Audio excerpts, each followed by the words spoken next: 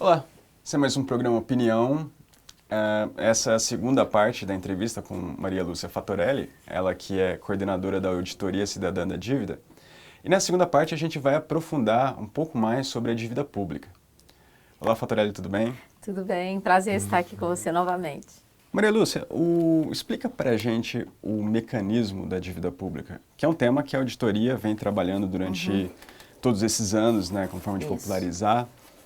Mas para a pessoa entender, para a pessoa que está vendo entender o que é essa dívida pública, quais os efeitos que ela causa na vida de cada um. Tá certo. Olha só, a dívida pública, teoricamente, deveria ser algo bom para o Estado, algo positivo. Por quê? Deveria ser uma fonte de financiamento de políticas de investimento de longo prazo, investimentos de interesse da população, né? Desde que houvesse transparência onde o recurso vai ser aplicado, desde que o custo disso fosse razoável, desde que isso fosse aberto à discussão da sociedade, dos seus representantes, para ver se a população estava disposta a pagar essa conta, porque no final todos nós é que pagamos essa conta. Depois de investigar esse processo de dívida pública no Brasil, em todos os níveis, federal, estadual, municipal, e também fora do Brasil, em países da América Latina, principalmente no Equador, onde houve uma auditoria, e em países europeus, principalmente na Grécia, onde também houve uma auditoria oficial, o que nós comprovamos? Que o instrumento de endividamento não tem nada a ver com aquele aporte de recursos para investimentos necessários. Nós comprovamos que a dívida pública, o instrumento do endividamento público, vem sendo usurpado pelo mercado financeiro, com participação dos bancos centrais, que utilizam o endividamento público como um sistema para transferir recursos para o mercado financeiro. Um dos exemplos clássicos aqui no Brasil é essa operação compromissada, que usa 1 trilhão e 200 bilhões da dívida pública para remunerar a sobra de caixa dos bancos. Isso não pode ser chamado de dívida pública, né? O dinheiro fica parado no caixa do Banco Central e ele tem que devolver para os bancos na hora que os bancos pedem. Enquanto isso, fica remunerando. E não é só isso. Historicamente, dívidas privadas de bancos, dívidas privadas de bancos e de empresas foram transformadas em dívida pública. Desde a década de 80, o Banco Central assumiu o papel de devedor de dívidas públicas e privadas transformadas em dívidas do Banco Central. Depois, houve uma suspeita de prescrição de contratos com a banca privada internacional. Isso foi ignorado. E essa dívida, com forte suspeita de prescrição, foi transformada em títulos numa operação sigilosa que aconteceu em Luxemburgo, paraíso fiscal. Os títulos resultantes dessa transformação em Luxemburgo, de dívida provavelmente prescrita em títulos, gerou títulos considerados podres, porque eles não podiam ser negociados em nenhuma bolsa de valores regular do planeta, por causa dessa origem suspeita. O que o Brasil fez? Aceitou esses títulos podres na entrega de patrimônio das privatizações a partir de 96. Aceitou títulos que foram transformados em dívida interna lá no início do Plano Real, quando eram pagos juros de cerca de 50% ao ano, e dando impulso no crescimento da dívida interna. Então, nós comprovamos que essas operações fraudulentas, que geram dívida pública, criam dívida pública sem ingresso de recursos, nós criamos o termo sistema da dívida para caracterizar. Então, esse funcionamento da dívida pública, ele tem que sofrer uma auditoria. Uma auditoria é que vai segregar o que é dívida mesmo. que o dinheiro entrou legitimamente. E o que são mecanismos que estão gerando dívida, fazendo o estoque da dívida aumentar, mas o dinheiro efetivamente não ingressa nos cofres públicos.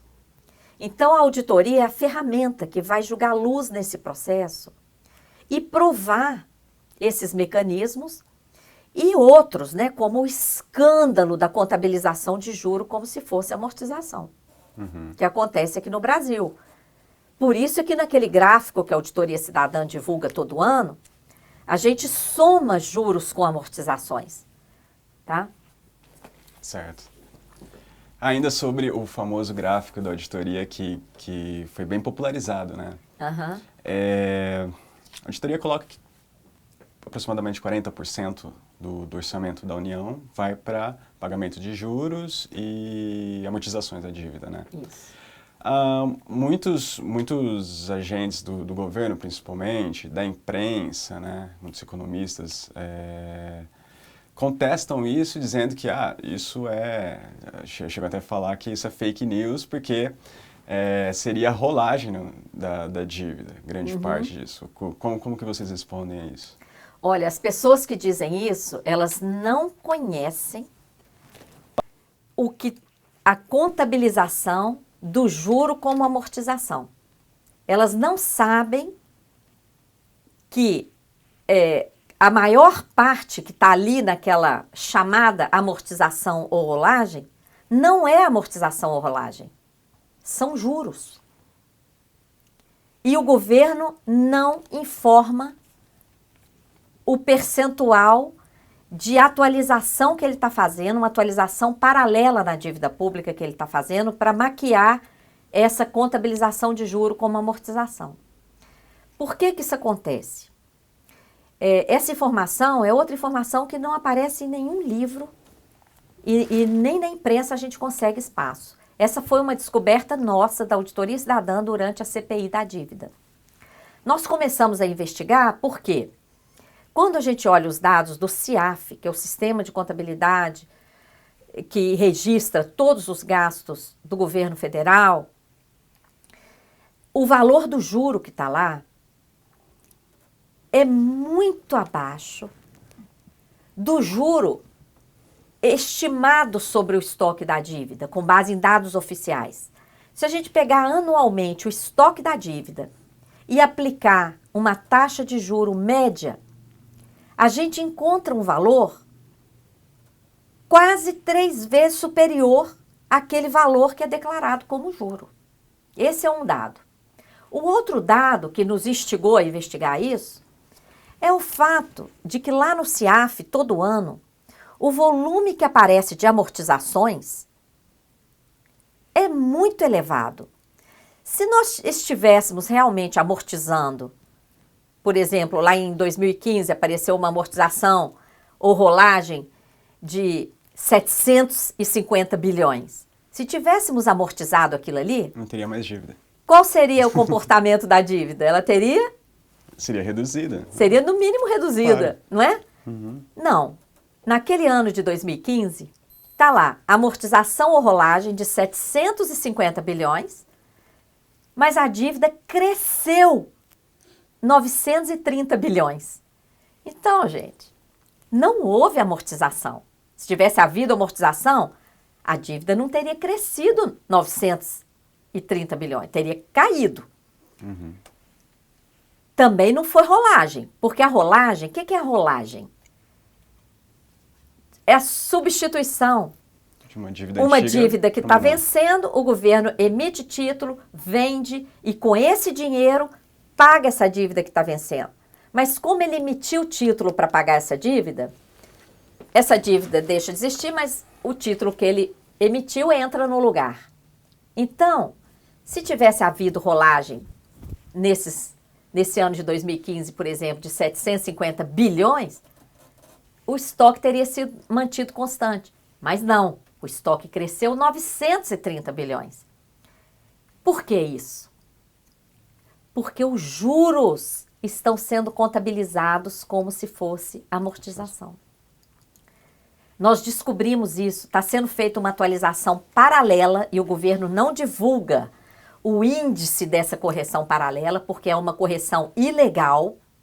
Não existe dispositivo legal que mande fazer essa atualização, tá?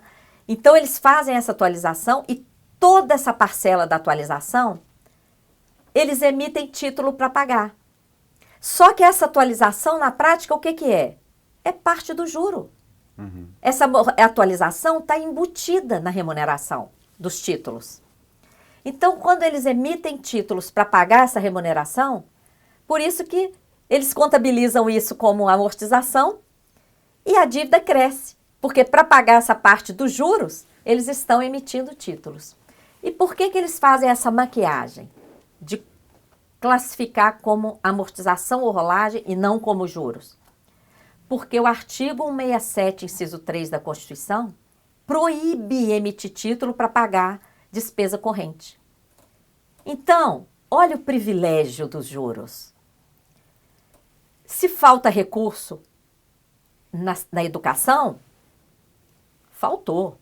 Universidades estão inviabilizadas, já fecharam o Instituto Federal em Brasília, diversas pesquisas estão sendo abortadas, fechando laboratórios.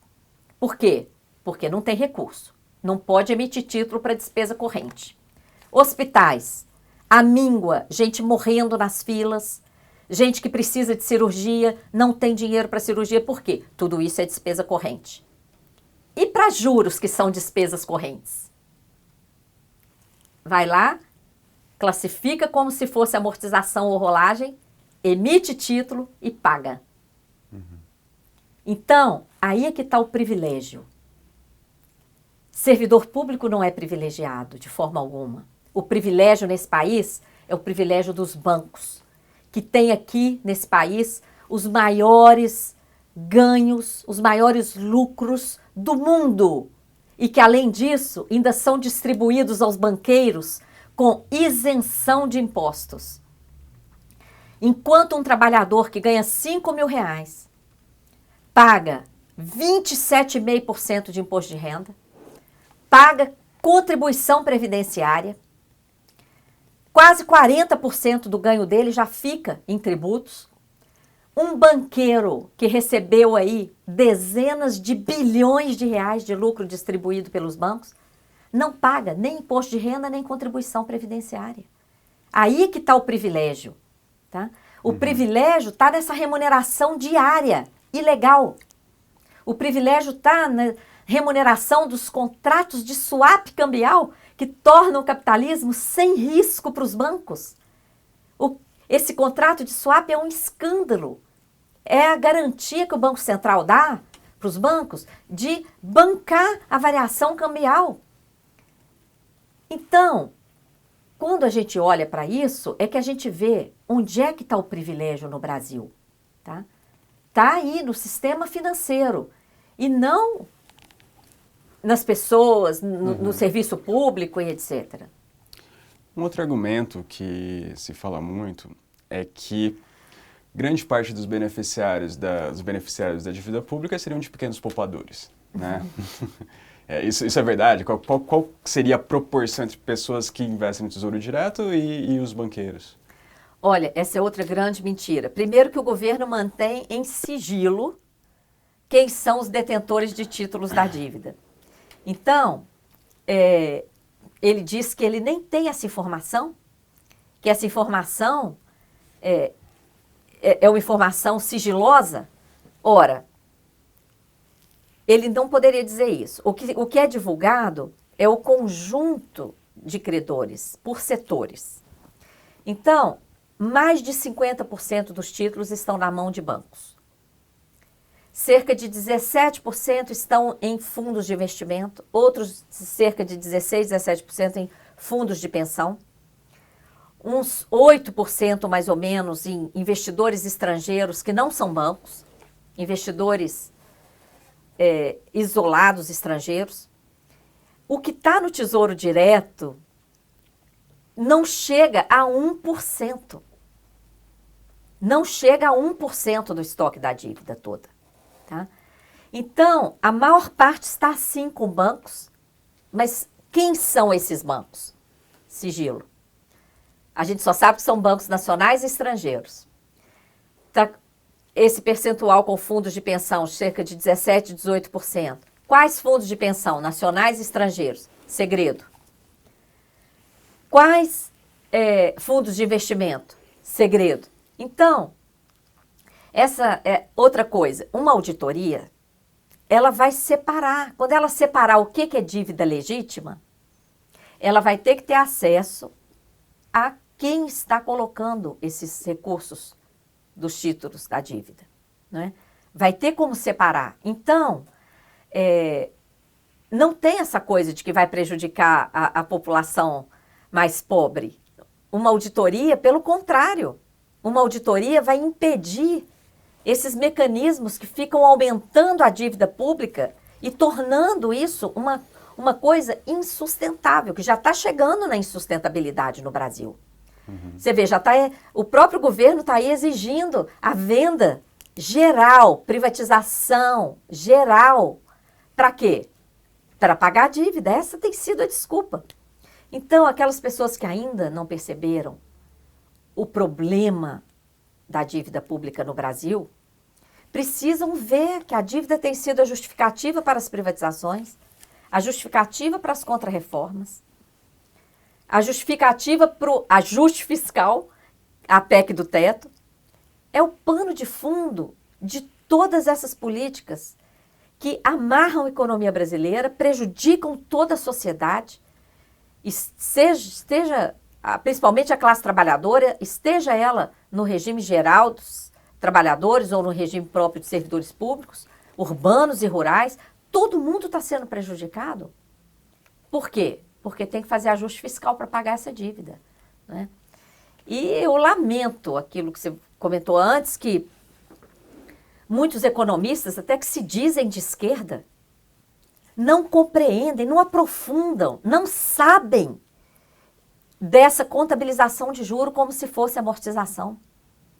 Então, é muito importante divulgar essa informação e seria importante que, em geral, os economistas aprofundassem nesse estudo, enquanto é tempo, né? Porque certo. Nós estamos aí com esse conjunto todo de reformas e de desmonte do Estado brasileiro, e ainda com essa proposta de securitização de créditos, que é outro projeto que está em andamento, está inclusive em regime de urgência na Câmara Federal. Esse mecanismo gera dívida de forma totalmente ilegal e obscura. E para pagar essa dívida, ele desvia o fluxo da arrecadação tributária. O dinheiro passa a vazar por fora do orçamento para os investidores privilegiados. Explica para a gente, Fontorelli, o que seria essa securitização? Esse é um novo esquema gerador de dívida pública em que a dívida não aparece como dívida. Eles criam uma empresa estatal. Essa empresa estatal emite papéis financeiros, debêntures, com garantia estatal. Essas debêntures pagam juros estratosféricos. No caso da empresa criada em Belo Horizonte, PBH Ativos S.A., foram juros de IPCA mais 11% ao ano. Nossa. Então, um banco privilegiado compra esses papéis, paga, a empresa fica com uma parte dos recursos e entrega a outra parte para o Estado. Essa parte que chega no Estado é dívida pública, mas eles não reconhecem isso como dívida pública. Eles contabilizam como se fosse venda de ativo.